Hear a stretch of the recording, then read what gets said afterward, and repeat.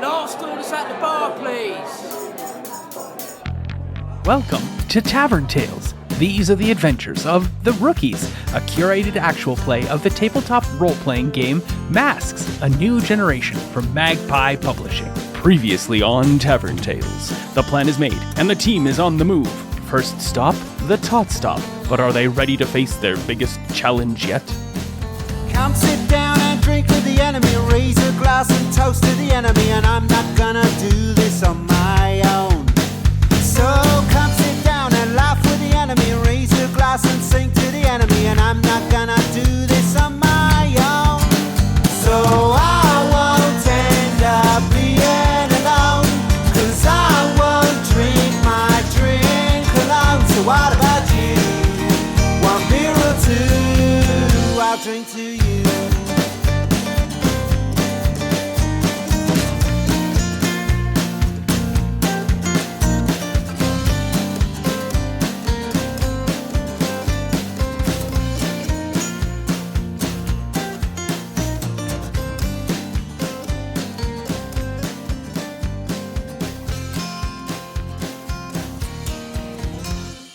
You go through the doors, and it's like the destruction that you rained down upon the place before is still pretty much there. But there are 5 silver pods in a little flower-like shape that were there just as they were the last time they were there. Each one of those pods looks like it would hold a person in it. An Adora-sized person? I will assume that look means yes. Yay. So I'm pretty sure we all sit in one of those pods with our fancy little circlets and run the robot. I don't think I can fit in that. What are you talking about? It looks like lots of space in here. Terry looks over at Adora and notices Adora towering over Terry. Oh. I think she's actually grown since she came back from the planet a little bit. Like, because I pictured her being like around the same height as Solarian, but like now I feel like she's actually grown. I picture her way more like Louisa from Encanto now. Nice. Yeah. You could just try. I'll help you. It's basically Paige and Aaron in real life. This is what's going on because Paige is so much taller. We actually measured that, and I've apparently shrunk. Oh, really? I'm not shrunk. We always get into a fight because he's like, I'm 5'11". I'm like, no, you're not. You're 5'10". I've always said this through our whole relationship. But and guess what? I shrunk. 5'9". No, 5'9". Yeah, because I thought we were around the same height. I don't think I can fit in there. So is there a way that I can like kick out the end of the pod? I mean, I don't think we should be destroying the Yeah. pods in any way, shape, We or need form. to keep them intact. Maybe they Yeah. seal up. I don't really want to go in there. I but feel like the pod is bigger than it looks like. It's like those self-driving cars that look like they're tiny clown cars, but then once you get in, there's actually a lot more space. I'm pretty sure this is the equivalent. George, you go in first. I have more questions about these cars that drive themselves, but sure, I will get in, and you... I will get in and show you that bigger people can fit in this. I think I can fit, and I'm not as tall as you, but I think it can hold us bigger. You have girth. Exactly. You know, what I lack in height, I make up in girth. And he's going to open up a pod and attempt to get in. All right. Pod opens up at your touch. This is the first time anyone's touched one of the pods. It is cool to the touch, very shiny and Is very... it filled with like fluid? No. Please say no. The pod opens up like a clamshell, and inside there is like this gel-like substance, but it's not like Jello or whatever. It like you push on it, and it's more like memory foam. It just adapts, like it squishes in when you push your finger into it, and so that when you lay down or climb into it, it's all like scooshy and whatnot, but not wet or damp or moist or anything like that. It forms around you when you're laying in it. George gets a little bit excited, and he's like, oh, I feel like an astronaut, as he like slowly kind of sinks in to the pod. Definitely sinks in. You sink into the point where like it starts to cover your ears, but not quite covering your ears, and you're like half sunk into this thing. The water's fine, he says, a thumbs up. Solarian's going to enter his pod. Sure. He Pick one. picks one. Is it next to Adora's pod? Yes. Okay, It that's is. Adora pod. When Solarian gets in, he just kind of situates himself. Is there anything like electronic or like technological in these pods? Doesn't seem to be. He just kind of shrugs and lays in there. It's All right. comfortable. Yeah, things open. I guess, XP, you and I go in these ones? Dora, you're over there. Okay. Aye, Captain. I'm going to walk over to Adora and help her get into her pod Sure. because she looks... It's very kind. And it totally does fit Adora. Yay. You are not like 6'8" and 400 pounds. So Nope. Terry's going to act... it was weird. The eyes open. You pick up your phone like, let me just check. Yeah, you're Louisa. Yeah. See what it's read. Solarian and Adora on their first date. It's Louisa with the donkey. Wow. Yeah. Awesome. It's just the eyes. It's just the eyes. Like, Done. He can be an ass. You finish helping Adora into her pod. She lays down. You look up, and the door to the Tot Stop is still open. And you can see through the glass on the other side of the Tot Stop, there is that Rolls Royce with the weird sundial thing across the street parked right next to the van. And standing in front of the glass looking in is Alejandra. I'll be right back, guys. Everyone else is in their pods.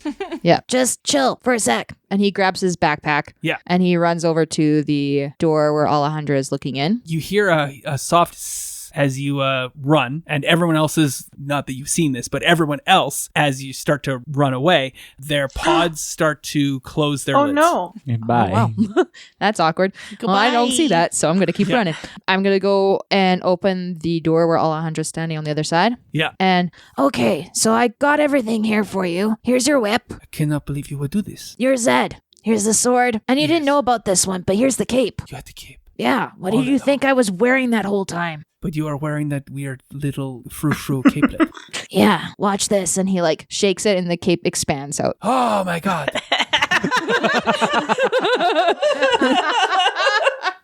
And he does a little spin of his wrist and it just, the cape drapes across her shoulders around her. So it goes, and it's like the cape settles That's down. the most emotion we've There ever you go. gotten out of her. Oh my god. Yeah. You look like a proper descendant of Zorro. She nods, puts her hand on your shoulder, and she says, "Thank you so much. Don't let Grandma push you around. I will not. And thank you for finally recognizing how much better than you." Yeah, well, you just ruined the moment, so bye. She's like going to give you the hug. And then as I'm running back into the Tot Stop, I'm just going to do a backward wave and be like, Have fun chasing the bad guys. You don't see it because you've run into the Tot Stop, but there's still a panel, and the panel says, "Bad guys, period. Oui, period." She is the bad guy. Dun, Okay, dun, dun. and you charging into the room, and like 4 of these pods have closed, and one of the pods is still open, and like a weird rumbling energy sound is happening, a klaxon? like a sort of sound. Terry takes a Always look. want a klaxon. Terry takes a look around and sees all the pods being closed. He quickly runs and he like peers into each one. And he's like, Got your circlet? pushes his face against the thing. You cannot see in. They're silver. I mean, Okay. So Terry, he quickly looks around, looks like everything's in place. He was going to go and do a seatbelt check on everybody, but now he can't because everything's closed. So Right? The pod was open on Terry's side. As you're running around, you're on the opposite side. The pod starts to close. he runs and like jumps over one pod to get to his. Oh, I'm sorry. You're going to do some parkour? Yes, I am. All right, roll to get to in. unleash your powers. Well, Cool. Let's hope. I'm just going to bring up What if she that I am not fails? part of monthly klaxon society for nothing. Uh-oh. Oh, we gotta use some team, but we can't help. Oh shit, no. That's a 3. Oh no. I go to parkour and I face plant right in the center of all the pods and just lay there for a second stunned. I love it. Ow. Yeah. Mark potential. Oh my goodness. He stands up and as he starts to stand up, he's like, ow, ow, because he kind of like, You don't get to stand up. The pod closes in Oh, front of no. you. All 5 pods lift up, and you're trapped in the inner workings of the whole entire Oh my thing God. as it suddenly goes down through the floor, and you're like battered and moved around, and the backpack is ripped from your hands, and you've got like scrapes on your elbow. ow, ow, ow. And mark a condition. Meanwhile, no one else notices this because when the thing closes, that gel that you're rested in is on the top part as well. And it comes down and covers you completely and holds you in this like floaty abeyance because the process of being pulled to wherever you end up going is so violent that you could be really badly hurt otherwise. What condition did you mark? Angry. I was going to mark afraid, but then I would only be temporarily afraid because I'm falling. I feel like once I land. If you want to take afraid, go for it. However, marking afraid means that you're not going to be able to directly engage a threat. I know. with That's any- why I also didn't want to do it. I know. I'm But just gonna as be always- angry. Yeah, that's fine. Angry at yourself. Ow, damn it, I'm so dumb. To Ow. be honest, insecure would have been a good choice too, because you're insecure in your abilities and you're not really, Yeah. So that's like, there's always good choices. Like even hopeless would have been good. Like, I'm so fucking hopeless. So, Okay, it's insecure. okay, that's a good choice. Yeah. Like how am I expected to, like, you're really hurt too. We want to Yeah. describe the physical lacerations and smack Well, up. I was going to be hurt just from failing the parkour. I was going to stand up and limp over to the pod and then fall into it and be like stuck half sideways. But no, then I had to close. You envisioned beyond you. If you'd succeeded the check, I would have let you, but you failed entirely. Yeah. So he looks like he got stuck in a dryer with a bunch of gravel. He comes out, his hair is like every which way, and it's normally like perfectly styled because he's kind of particular about that. And then he's got like just like cuts all over him, all over his arms and his face. He's got a couple of nicks. There's a rather kind of a deep one right across the bridge of his nose when he hit the side of one of the pods. His ankle's pretty bad too. He's not putting any weight on it. He's kind of standing there to the one side. What happened to his clothes? They're fashionably torn. No, he pretty much is standing there almost only in pants now at this point because his top kind of got shredded.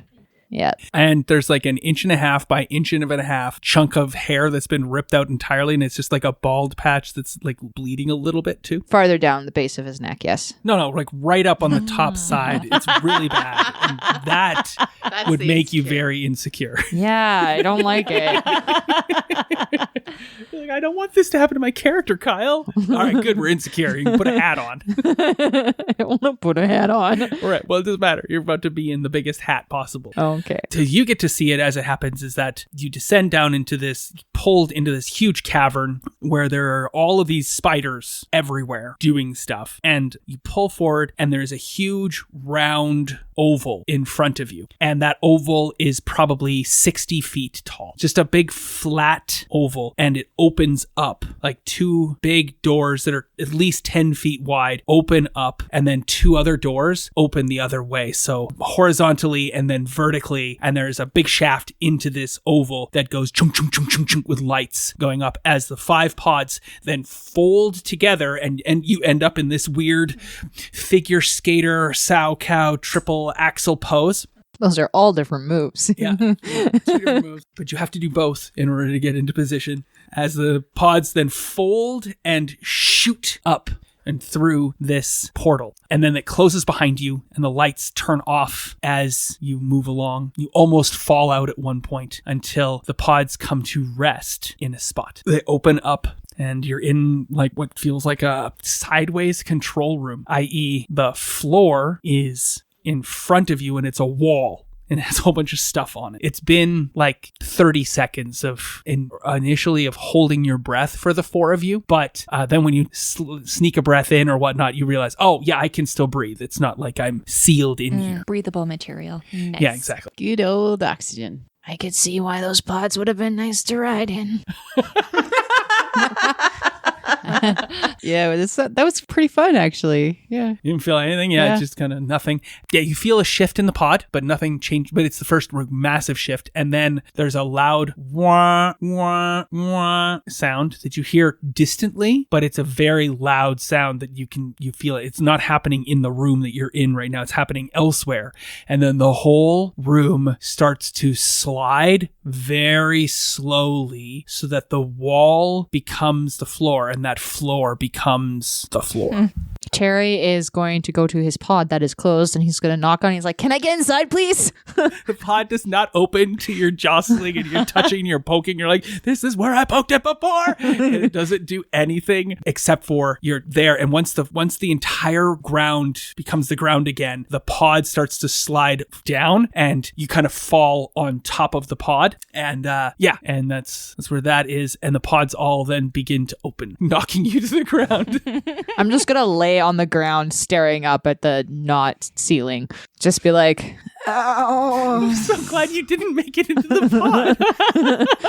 All right, you're all in a room that looks like a control room. Terry, are you okay?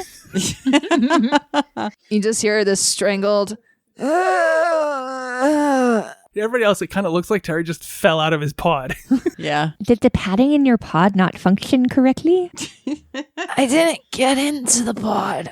Why? He tries to sit up and the room starts to spin a little bit. And he's like, nope, going back down. He's just going to lay back down. We even convinced Adora that it was safe. Like, it's fine. It's not because I didn't want to be in the pod, guys. I just didn't make it. How did you make it? X-Ray's trying to hold back a laugh because it's the first like comedy I think the group's had in a while. Adora's laughing. Can someone help me up? Yeah, Adora jumps down to help. The pod's all open, and the general's face appears in like a hologram near the front of the control panel area in this, Like, just his head? just his head. Just like in Power Rangers? Sorry. I mean, Electro Sentinels. Electric Sentinels. Super change in electric sense. Super Yeah. changing. Gosh. Yeah. Super changing electric sentinels. Is that our new group name after all this? The Electric Sentinels? Yeah. Because we weren't So the. you quit superhero fighting and you become a band. Okay. I mean, sounds like an 80s hair band. It does, yeah. Out of reflex, Terry's just going to chuck something through the hologram because it's a face that just randomly It's a appeared. big chunk of hair.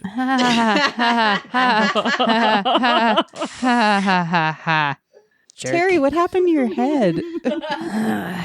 I do not recommend coming down into this machine without being in the pod. That's all I'm gonna say. Congratulations on entering the final phase of your training. Please proceed down the lighted corridor to your control area. Is this a pre-recorded message? This is a pre-recorded message.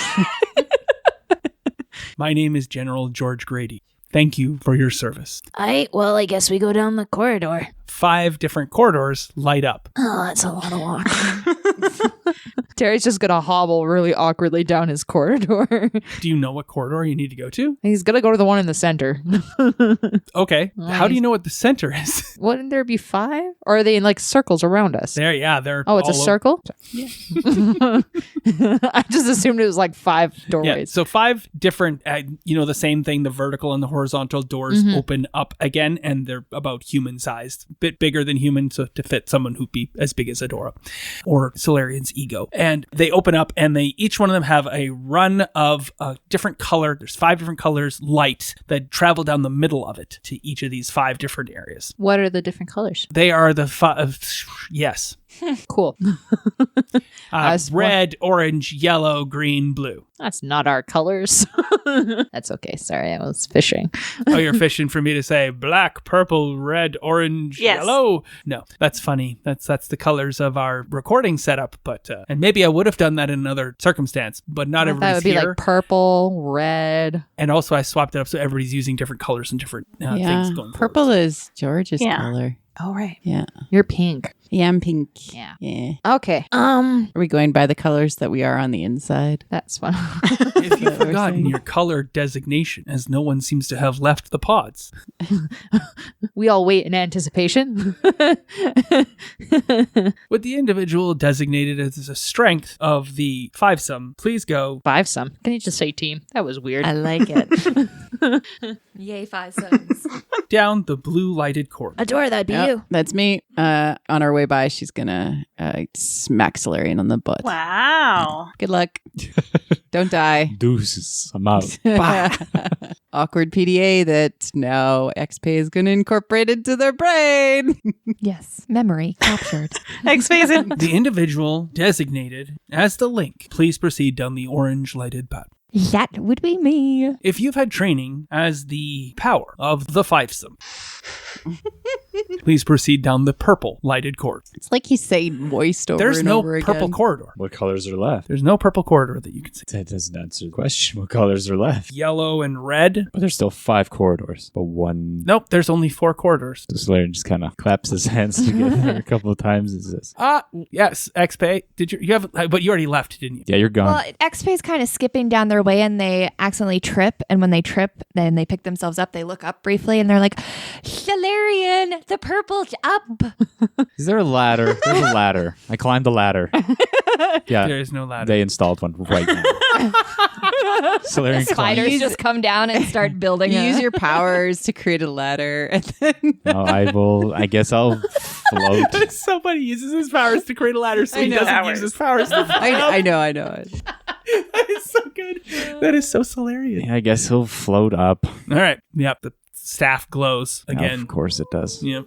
I'll make it really glow. With the individual designated as the brains, please proceed down the red lighted corridor. Again, I don't think that's that accurate, but I guess that's me. He's gonna go down that one. Would the remaining member of the fivesome please travel down the yellow corridor? What? I don't get a. Okay.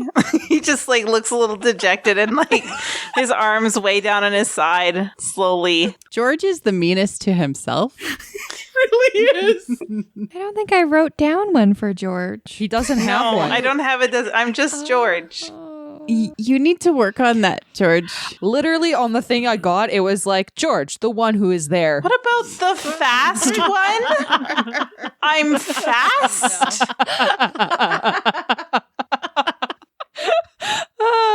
We're just gonna say that under his breath. He's like, I'm the fast one. I'm fast. Wait, should you go down the red No, corridor? the yellow You one. red shirt, No, you? I'll go down the yellow where I was told to go because I'm not special. The voice changes as you walk down your corridor to become an individual one down the different speakers, right? As you're traveling, flying upwards and whatnot. And General George Grady says, "This is our final test. Thank you for having been part of this entire process all along. You're doubtlessly scared and worried about what is to come, but we have invested all of our resources across many countries to invest in this program, in this platform, to save the day. It is now up to you." George Grady's voice is X-Pay. George? You are proceeding now to the chest of the giant robot. You will be mentally linked through your circlet, which Jeb has provided you. Yes, fantastic. You will need to transform once there in order to best mete out justice to Galanon. George's voice. The only way I typically transform is by resetting myself. Are you saying that I have to sacrifice myself and my memory so that our team can succeed? Brilliant. I know this will be a sacrifice for you, XP. Oh, In order to protect my friends and save the world, I am more than willing to make any sacrifice needed. I will proceed to my destiny. Oh, did you just embody a lesson? Well, a superhero should always save the day. Isn't there another one? Never lock the door to friendship.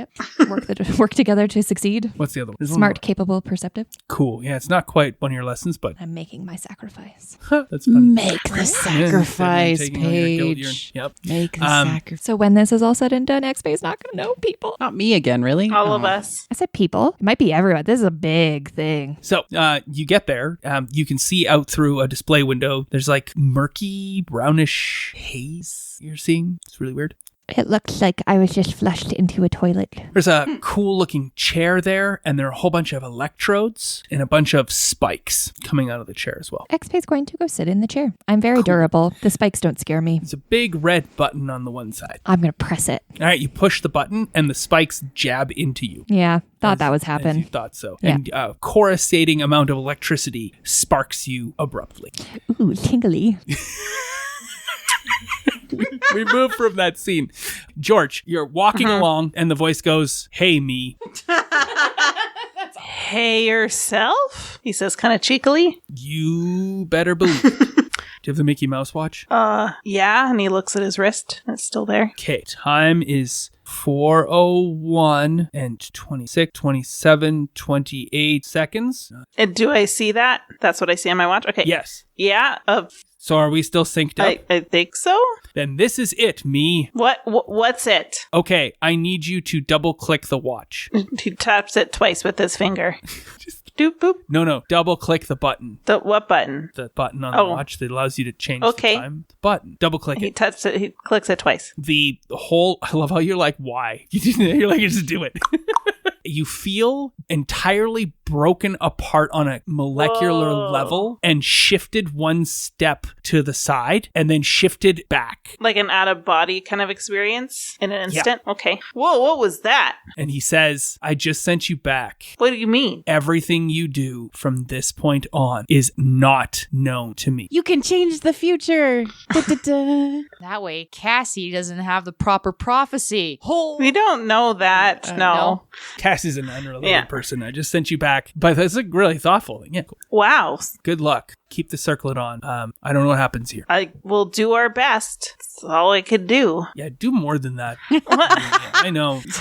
Like you do know that you move really, really fast, and that requires you to think really, really fast. That you can think really, really fast. I can. I don't do it often, but I usually do faster than I think sometimes. Often.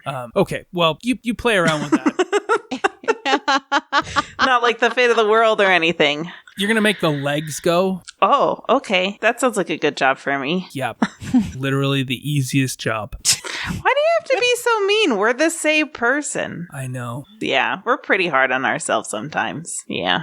And I'm going to go deal with the kitten you kicked. Yeah, sorry. Yeah. So, all the best. I hope you win this time. You and me both. Well, that hasn't happened yet, so. Oof. Yeah. All right. You get to the legs, and there's literally 2 tall levers with round knobs. Whoop, whoop, and whoop. yellow spray painted foot places for you to put your feet, for you to Yeah. manage these levers. Now, the levers bend in a myriad of different ways. They go forward and backwards, but they also go, to the 45 degree sides and back 45 degrees, so they can move all over the place. And they seem to be positioned quite well for you to put one hand on the top ball of each of these levers. You're looking out a display window that has murky brown, almost looks like cake frosting that is like brown and white, that's been like muddled together and then smeared across the top of a cake like chocolate and vanilla. And you're like, oh, I'm hungry. I'm glad I spent all that time at the arcade.